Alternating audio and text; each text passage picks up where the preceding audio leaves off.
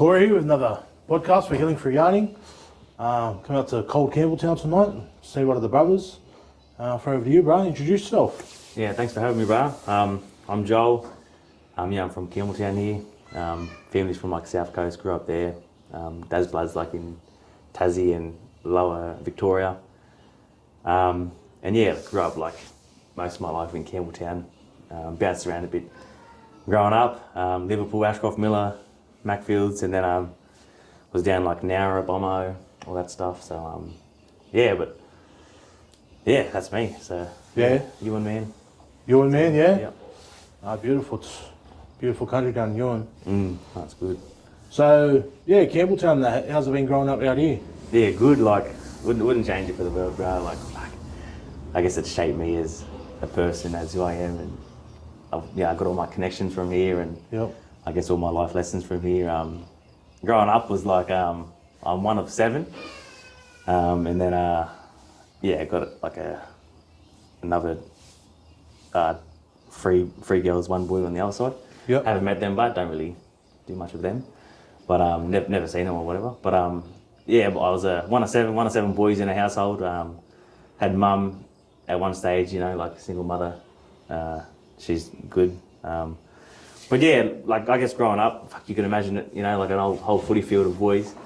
Yeah, I guess with life, and I wouldn't change nothing. Whatever we've gone through is for a reason, It's kind of made me who I am and my brothers who they are. So, and life was like, from what I remember, it was like just bouncing around with mum to different houses, or, my mum, I've never seen my mum and dad together, so it was always like, we'll be at dad's this weekend, or, there was that one stage where like, mum had to go away and fix herself in rehab.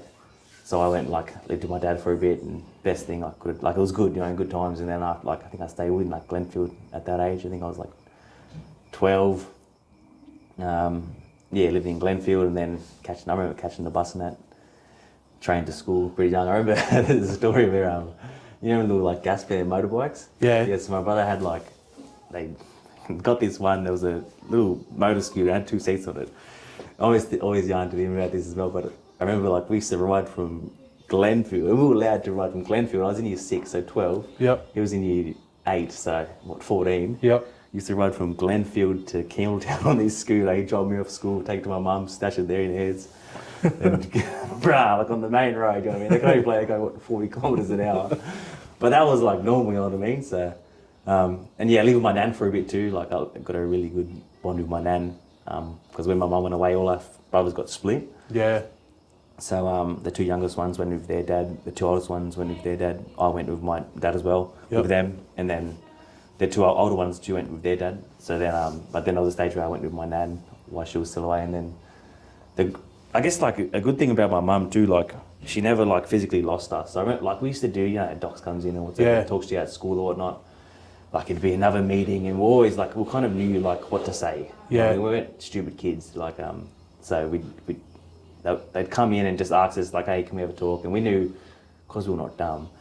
But the good thing with my mum, she never lost us. And there was a good chance where we probably should have been with someone else, But Yeah. But my mum's a strong woman. You name it, she was on it for a bit. But she got herself fixed, and now she's been clean ever since, 15 years or whatnot. Oh, wow. Yeah, she's good. So, it wasn't for her and the way she done it, and however she just knew all the loopholes and what to do and how to get herself right. But yeah, so I remember I think it was Macfield's early stages. Then it was Liverpool, Ashcroft, Miller. Then went to Aids, went to Bradbury, back to Aids, and we kept doing this thing between Aids and I went to Claymore for 2 years, and we used to do this thing we'd leave school, or we'd not get out of school, but Mum would move houses down to the South Coast. Yeah. Because our nan that was down there, so we'd go down there, and then we'd always jump back and forth, and all I remember is you move house, you put your clothes in the big garbage bags, and it was the best thing because you go to a new house and it's which room's yours? Even though it was the shittiest house or whatnot, I got good memories of that, and there was always you'd go back to the school, hey, you're back, you know what I mean? Hey, Joel, you're back, or whatnot. It was good little memories of that. I remember one time too, I think I got this vision in my head where our mum used to put this thing in our heads you run home.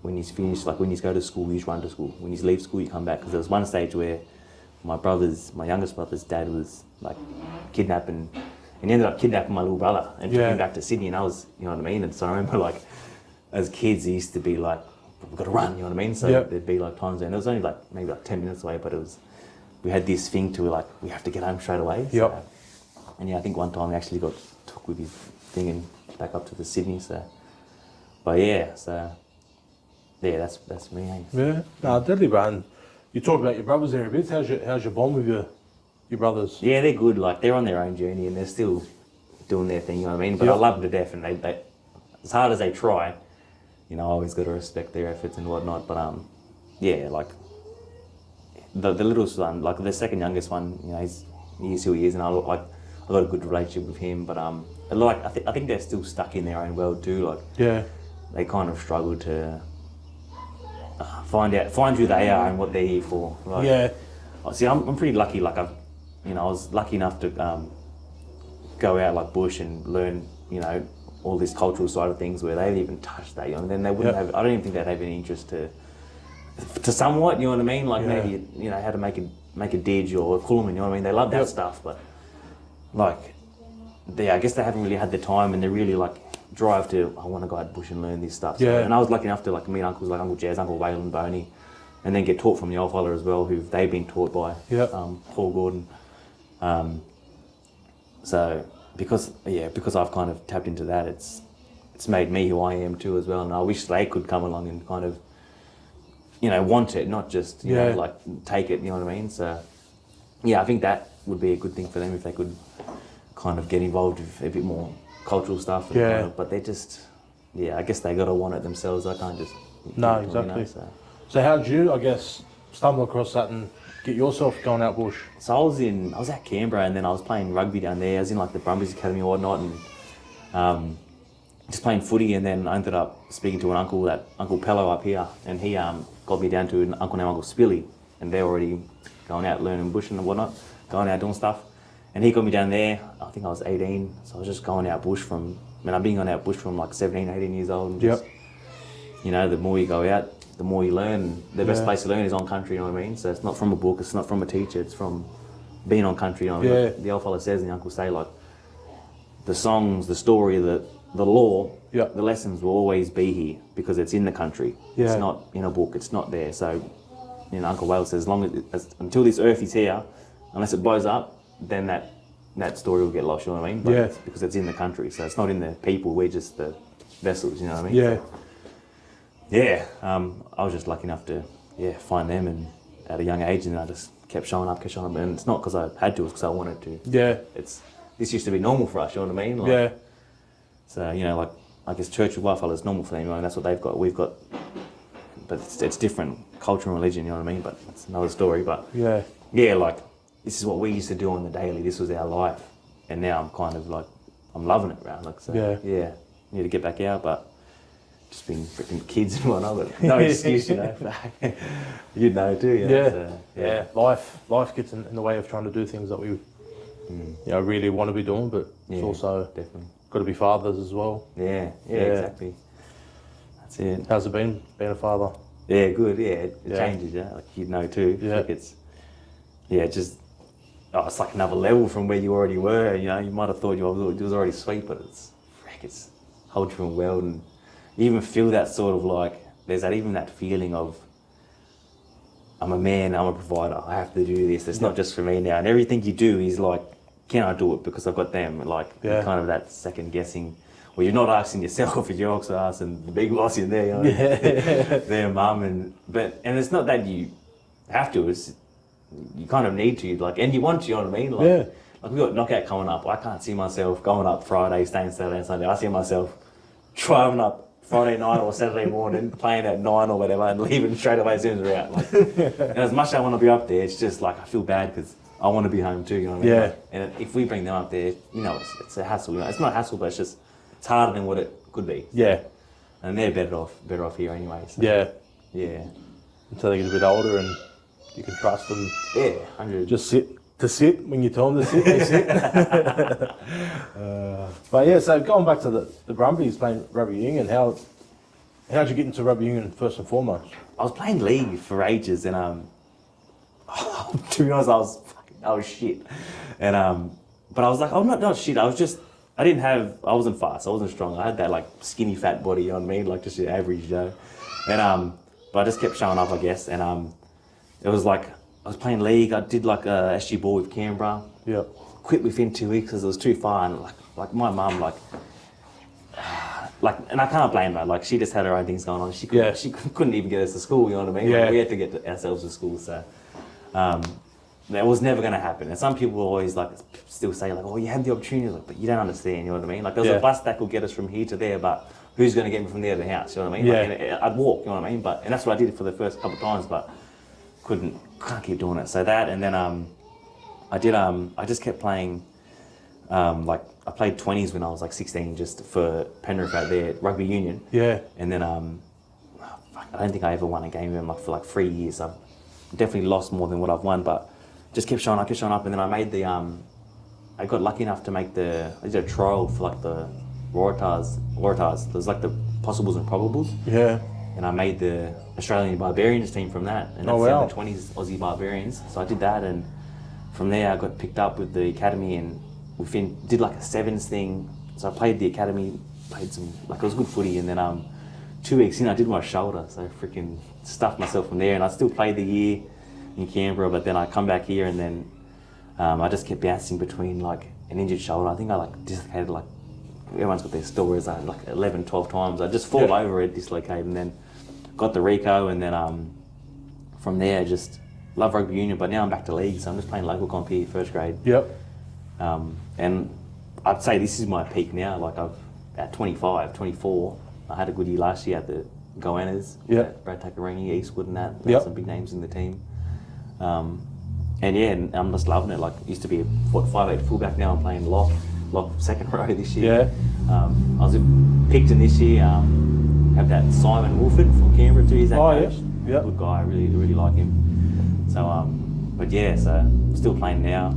Still playing all the knockouts and whatnot, but just that's footy. Yeah. That's it, bro. It's getting around and all the different comps and competitions and meeting different people, playing in different definitely different teams. You know, that's what we've done. From Redfern to Ghost to like one of them little jump arounds that trying to get all the gear. I think that's how you meet people too. Like it's more than just a. It's very true, bro. Yeah.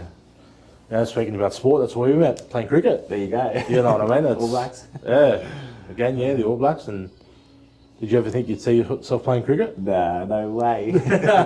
even like, and for some reason I was loving it. Even though I was just sitting there like on the boundaries, it was more than just the game of cricket. It was it's a good laugh.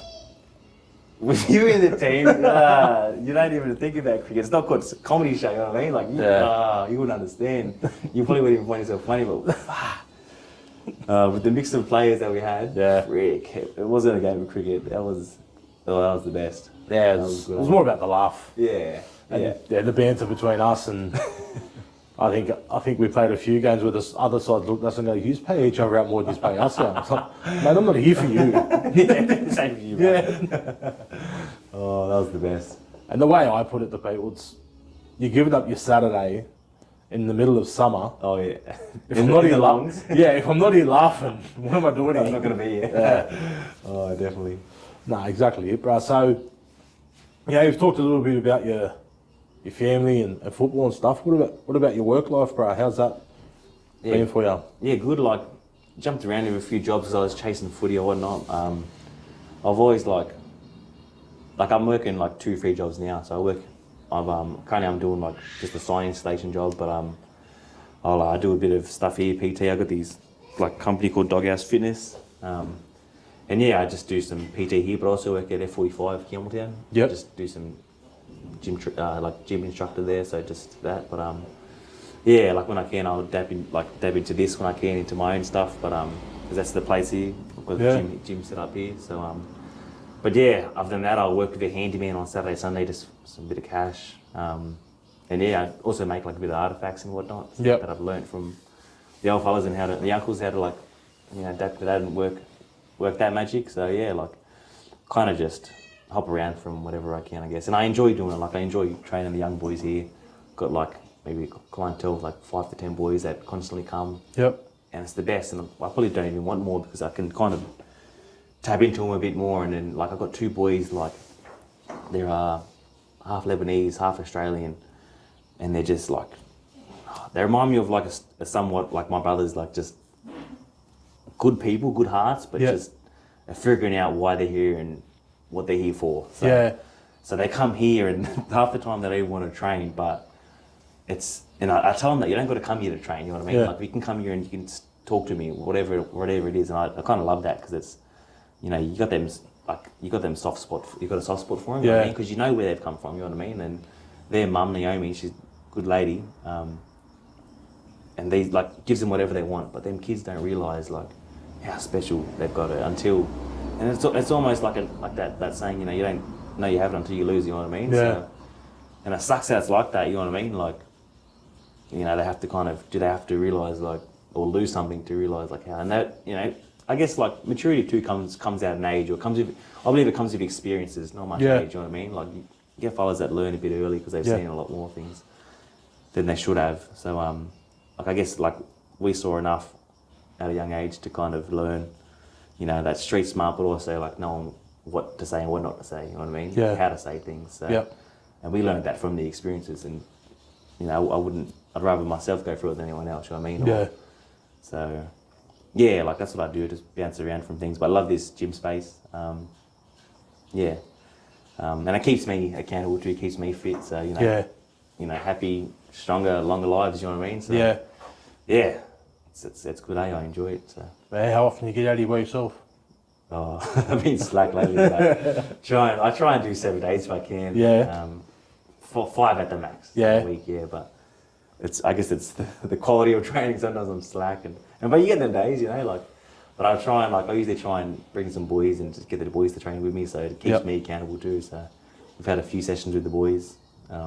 They just come along and we get a session in together. It's mad, you know what I mean? So, What about the little eyes come out and watching you? Does that make you want to train harder, or? Makes you put the weights down, go inside. I used to like it, but it's hard. Like, you know, I guess you can't lift big with them, but it's good. Like they'll come in and they'll try things. Like you see the little one grabbing a little weight, or if I'm skipping, he will try and skip, or he will just jump, and it's cool seeing those little things. Like if you do a squat, they do somewhat of a squat. So just teaching, like I guess they're looking from learning, you know what I mean, or learning from looking. So. And I guess it goes back to, you know, what you said there regarding life experiences, and you learn from your experiences, but you also mature from your experiences. And the upbringing you had, like with your mum and being in and out of addiction and stuff like that, the things that you've learnt from that, but you're installing different things in your kids as well. Yeah, definitely. The positive stuff, which is powerful within itself, bro, you know? Yeah, definitely. Putting those things into them to say, I've lived a life, and I know you don't need to see that life, you know? So by them coming out and joining you, doing some weights, and the fact that going back to, you know, running home, the only time they'll have to run home is because they want to run home and see mum and dad, you know? Yeah, definitely, bro. Yeah, those little things that, you know, I'm a big believer. We talk about so much trying to give our kids things we didn't have. For me, it's not material objects, it's knowledge and experiences, you know? And to give our kids the knowledge that in some of our situations our mum and dad didn't have. I know for my dad being stolen, those stuff around connection and culture and stuff, he had no idea about. So it's nothing to hold against him, but for me, the things I learn over time, I want to install in my son. And when we talk about that intergenerational trauma stuff, it's really about just trying to put knowledge in. Knowledge and safety. Yeah, definitely. And that's all we can do. There's like this saying the old fella says, and the uncles pass it to me. They say like, you don't got to make the same mistake I made to learn from it. And a lot of us, like, until you've heard that, it's like, because a lot of us do that. We make the mistake, and then it's like, but he's already made the mistake for us. You know what I mean? So why do I have to? But the alpha always says that, and every time I hear that, I'm like, every time I do something stupid, because I'm still always find ourselves in trouble. You know what I mean? Like, and I always think, frick, like someone has done this before me. You know what I mean? And I know they have, but why did I do it? You know what I mean? Like, I already know the outcome, the consequence, what can go wrong, but we do it. You know what I mean? But that always like stuck with me pretty well. Like, you ain't got to make the same mistake I made to learn from it. Yeah. Yeah, that's from the old fella. So. Yeah, there's little things like that in life that, we do. Sometimes it's just the stubbornness. Nah, if I do it, I'll do it better. Yeah. 10 times worse. Yeah, exactly right. So I guess, you're only, a young fella. Where do you see yourself in the next few years? What's your goals and ambitions in the next few years? I want to try and become a firefighter in the moment, just waiting for some things to come by and clear and whatnot. But I want to become a firefighter like long term. Yeah. And then stay in this gym space. I think this helps me with everything: family, culture, and just connection. I guess. My health will be great. Well-being always comes with that. So but if I can get that fireys job, I think, man, that's where I want to see myself. Like I can, because fireys they just work. I think they just work two 24-hour shifts a week. So 2 24-hour shifts. Plenty of time to see the kids, you know what I mean? Yep. So, and it kind of breaks up that. And just being a black fella too, like, I can probably try and introduce a bit more of that, like, cultural knowledge in the fireys, like, like things such as, like, cultural burns, instead of just going out doing them hazard reduction things, we can, like, they do it the best out the west, you know what I mean? The territory and that, they got, like, a team of fellas that go out and during, like, fire season or burning season, and they burn the country the way it should be burnt, you know what I mean? So, with that cool flame. Yeah. Not just these big torches but like long term, I just want to try and do that. Get into that space with the fireys and hopefully still playing footy too. Any foot? So, who you playing with the knockout this year? With one of the brother boys teams, Blakey playing for Southwest Connections. Yep. So first year as his team in the big knockout. Yeah. You know what it's like getting a new team in and. Right now we're at that stage where fellas are dropping out, you start stressing, who's next to pick up. Yeah. I think we should go good. Like the team looks pretty good on names on paper. Yeah. Which is always a good looking thing, but game day it could be different names. Exactly right. Exactly right. Once that one comes out, it's a whole different ballgame. So we'll wait till the day, but Southwest Connections, but I'll still love my Kilburn Ghosts. So, that's always going to be home for me. So from day one, they've done me well. So I've seen you've been sharing a little bit of playing in a nines tournament as well. Yeah, got this thing coming up for South Coast Seahawks. Yep. Seahorses. Seahorses, yeah. Seahorses. One of the boys, Jimmy, got me into that team, and they're playing out Wentworthfield. Oh yeah. 29th and 30th of November, I believe.